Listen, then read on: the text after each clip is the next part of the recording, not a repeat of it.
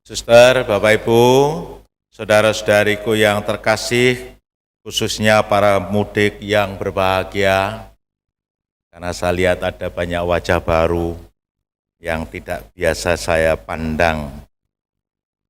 Tenang saja Bapak Ibu, saya tidak akan memandang terlalu jelimet, nanti jenengan malu.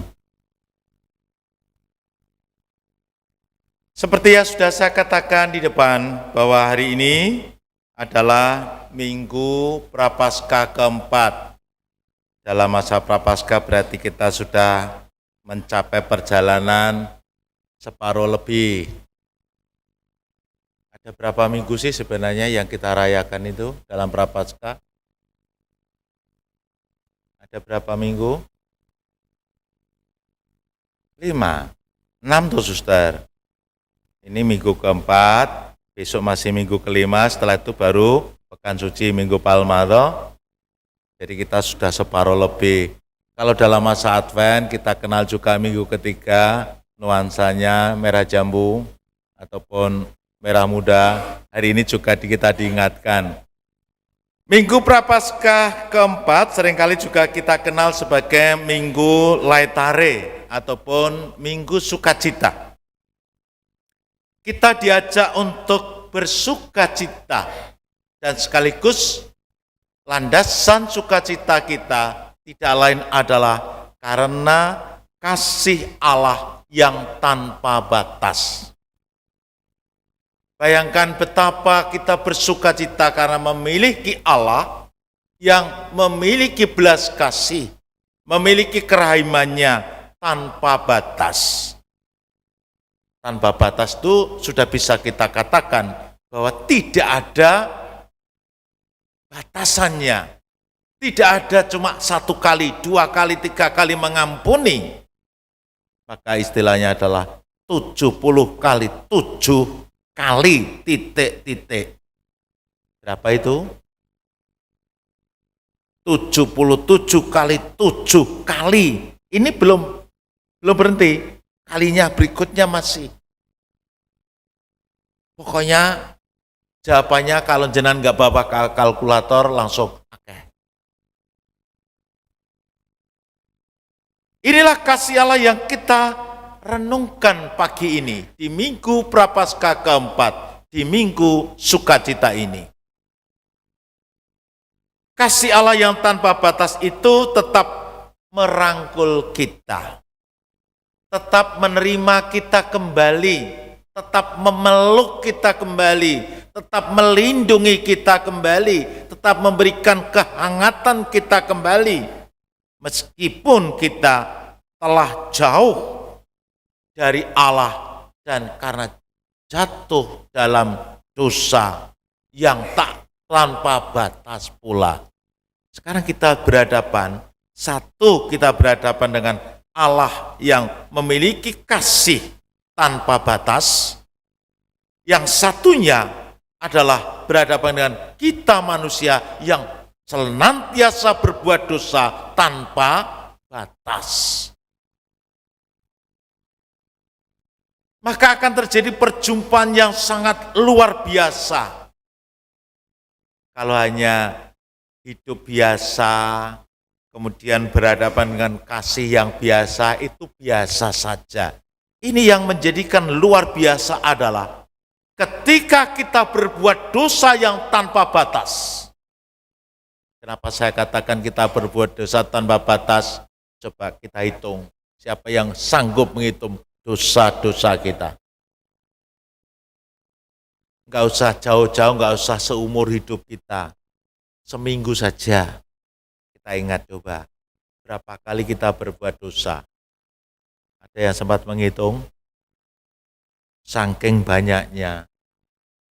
Berapa kali kita melukai orang-orang di sekitar kita, melukai hati, jaraki, bully.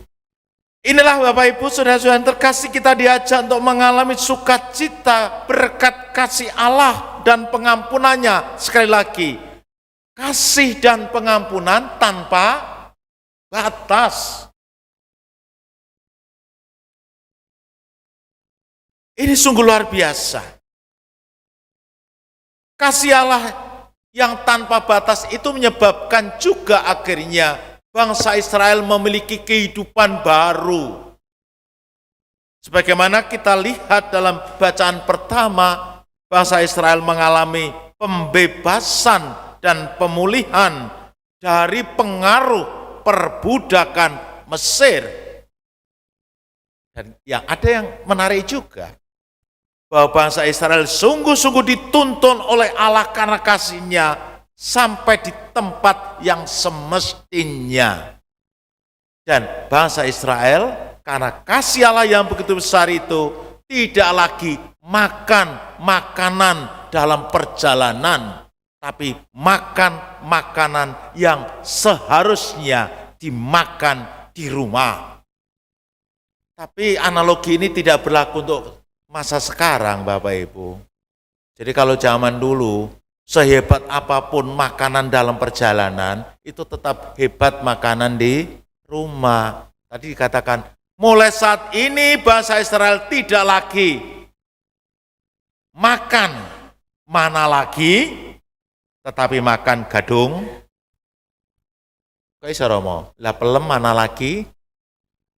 Tadi suster kan, bangsa Israel tidak makan mana lagi, gitu, tapi makan gadung. Enggak begitu maksudnya. Tidak makan mana lagi itu makanan yang disediakan di padang gurun. Tapi makan dari buah hasil tanah terjanji, yakni Kanaan. Dan itu nanti gambaran ini sangat indah. Kita nanti selama kita dalam perjalanan hidup, makan kita bagaikan makan dalam perjalanan. Istilah bahasa Jawa, mampir ngombe. Coba Bapak Ibu, saenak-enak wong mampir ngombe tetap ngopi ini rapatek nyaman. Karena nggak mungkin bisa panjang toh, panjang-panjangnya orang ngopi itu. Tapi sekarang kalau ngopi panjang loh mau waktunya. Karena apa? Karena baru pesan, kopinya baru digiling. Terus begitu mau masak, kopinya air ternyata gasnya habis. Kemudian setelah gasnya datang, lalu direbus airnya, lakon delalah pancine katale bocor. Wes rasa ngopi ya. Mau mengatakan bahwa perjalanan bangsa Israel karena kasih Allah itu akhirnya menemukan tempat yang sebenarnya. Kemudian yang kedua, dalam bacaan yang kedua Rasul Paulus menegaskan bahwa Tuhan tidak hanya menghapus dosa kita. Artinya Tuhan melakukan bukan sekedar tindakan, tetapi melakukan tindakan yang lebih dari yang sebenarnya. Kita ini berdosa, dan sudah pantas kita dihapus dosa kita. Itu saja sudah bagus. Tetapi ternyata Ia juga memberikan kepada kita identitas baru, yakni kita menjadi bagian dari kehidupan Kristus. Kita dianggap menjadi sahabatnya Kristus. Karena kita menjadi sahabat Kristus, maka kita pun akhirnya boleh menyebut ayahnya Kristus juga sebagai ayah. Kayak kita ketika kita pergi liburan ke tempat teman, itu kan biasa begitu. Kalau sudah sering pergi, maka karena kita sahabat teman itu, ketika pulang teman itu memanggil bapaknya papa, papi, bapak, babe, dan sebagainya. Kadang-kadang kita juga akhirnya ikut manggilnya, sama dengan apa yang dipanggil oleh teman kita. Ibu kumukongdi. Atau coba bayangkan, karena sahabatnya Kristus, kita juga mendapatkan perlakuan yang sama. Masa ketika anaknya dikasih makan sate, lalu kita hanya dikasih makan tusuknya? Kan juga tidak. Sama yang dimakan oleh anaknya dengan yang diberikan kepada kita sahabatnya. Maka apa yang dialami oleh kasih Allah dalam Kristus, kita juga ikut mengalami itu. Itu yang mau disampaikan oleh Rasul Paulus.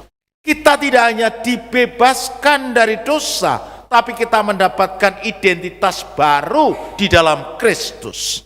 Maka sudah selayaknya kita menjadi pulih kembali untuk hidup di dalam kasih-Nya.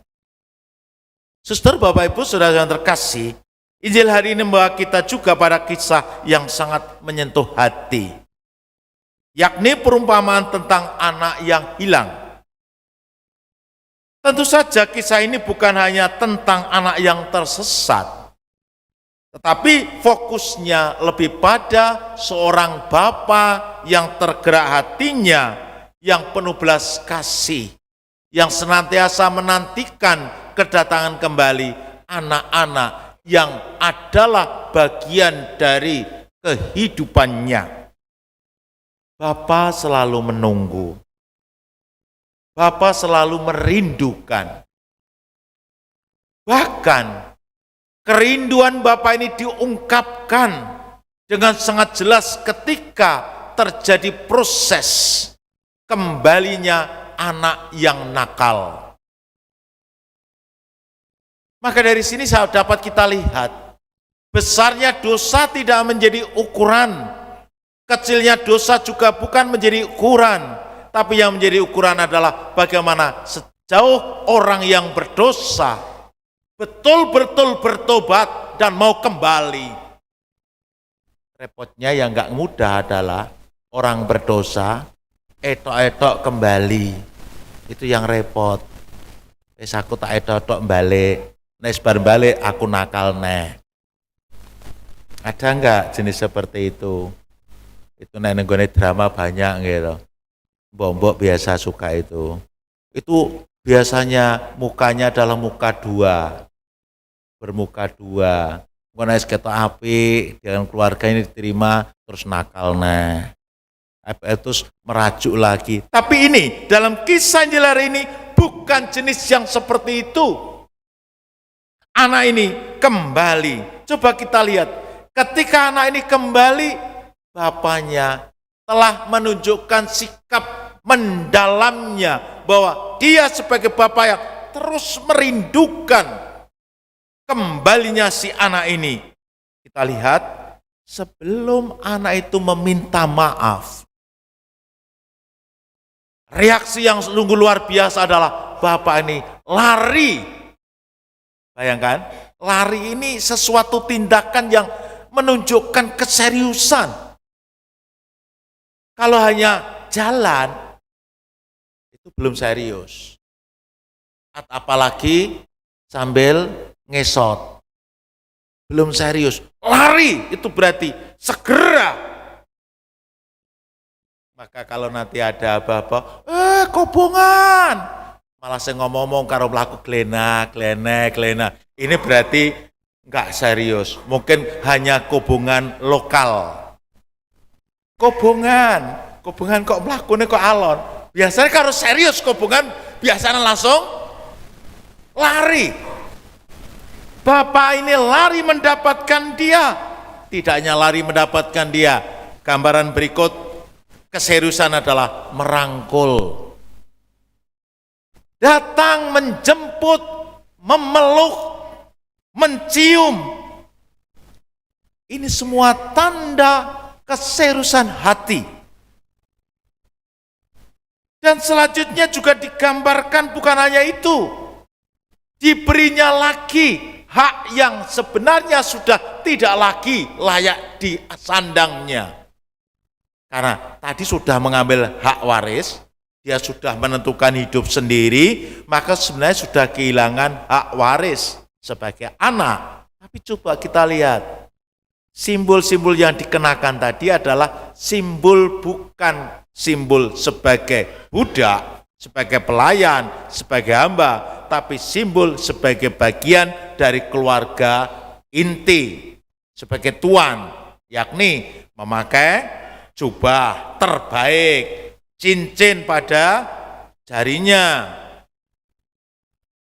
Nenek cincin berarti hamba, nenek cincin tuan. Siapa yang punya cincin? Saya mau dipinjami. Nah, kemudian sepatu pada kakinya itu semua lambang bahwa dia bukan lagi dianggap sebagai hamba, tetapi dianggap kembali bagian dari keluarga inti, yakni anak ataupun tuan. Menariknya di sini. Tapi ada pihak lain yang bisa kita cermati juga. Injil menggambarkan ada pribadi lain yang juga perlu menjadi perhatian kita, yaitu anak sulung. Ia marah karena sang adik telah diterima kembali oleh bapaknya, padahal dia berbuat salah yang luar biasa. Tadi diceritakan dengan sangat ekstrim. Dia pergi menghambur-hamburkan harta miliknya, berpoya-poya. Tapi intinya ada pribadi lain yang iri, dikatakan. Dan pertanyaannya kira-kira yang sulung tadi mau masuk ke dalam tempat pesta atau tidak? Kira-kira mau atau tidak tadi? Kan belum selesai ceritanya. Bapaknya mau ngomong, gak usah kamu gak usah marah. Apa yang jadi milikku juga milikmu. Kita sudah selayaknya bersuka cita karena adikmu telah kembali dengan selamat. Tapi cerita akhirnya selesai. Langsung, demikianlah sabda Tuhan. Kita dibuka, pikiran kita masih menganga. Apakah si sulung mau kembali kepada bapaknya, kembali untuk masuk tempat pesta atau tidak? Oke, nanti dicari lagi di rumah. Kalau nggak ketemu juga nggak apa-apa. Suster, Bapak, Ibu, Saudara yang terkasih, perjalanan hidup kita seringkali juga seperti bangsa Israel. Kita memiliki masa lalu, kita pernah jatuh, kita pernah hidup jauh dari Tuhan. Tetapi kasih Tuhan selalu lebih besar dari segala kesalahan kita. Ingat, kasih Tuhan lebih besar daripada kesalahan kita. Kita dipanggil untuk menikmati kehidupan baru bersama Tuhan. Namun itu kita perlu melangkah kembali kepadanya. Kalau kita tetap begegek ugek-ugek, diam di tempat, maka keseriusan rasa pertobatan kita juga belum terungkap.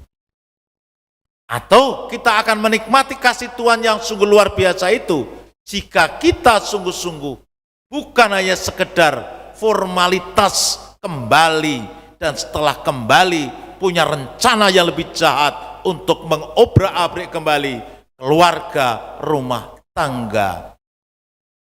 Kita tidak hanya sekedar memanfaatkan kasih Allah untuk berbuat jahat, tapi memanfaatkan kasih Allah yang tanpa batas untuk menikmati kembali hak-hak kita sebagai manusia yang sungguh-sungguh manusiawi.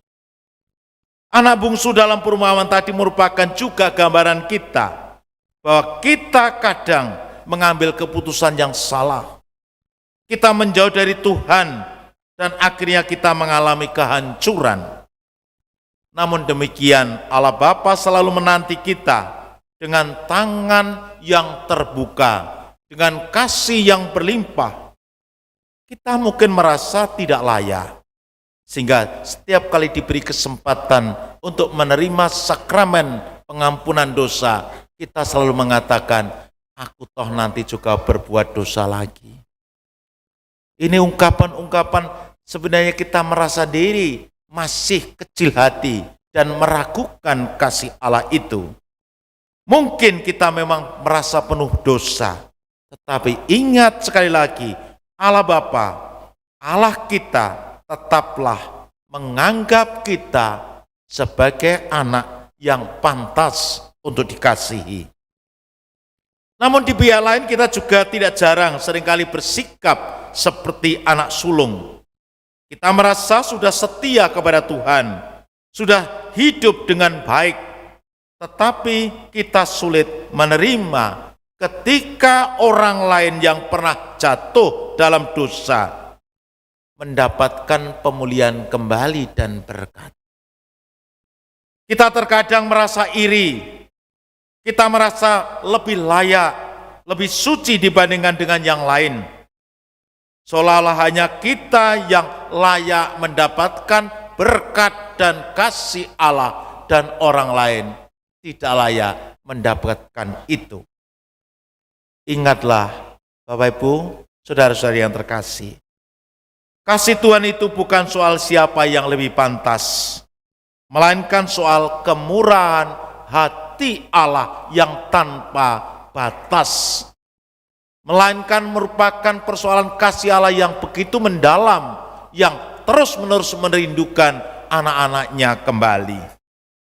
Tuhan ingin juga kita belajar untuk bersukacita atas pemulihan sesama, bukan justru merasa lebih baik dari mereka. Jika kita mengerti betapa besarnya kasih Tuhan kepada kita, kita pun akan terus belajar untuk memaafkan satu sama lain dan menerima orang lain sebagaimana mestinya kita terima. Jika kita merasa seperti anak bungsu yang telah jauh dari Tuhan, janganlah ragu untuk kembali, karena Allah tetap menanti. Jika kita merasa seperti anak sulung yang sulit menerima pemulihan orang lain, hari ini kita dipanggil untuk belajar, untuk bersukacita ketika semakin banyak orang yang diselamatkan. Allah memberkati kita.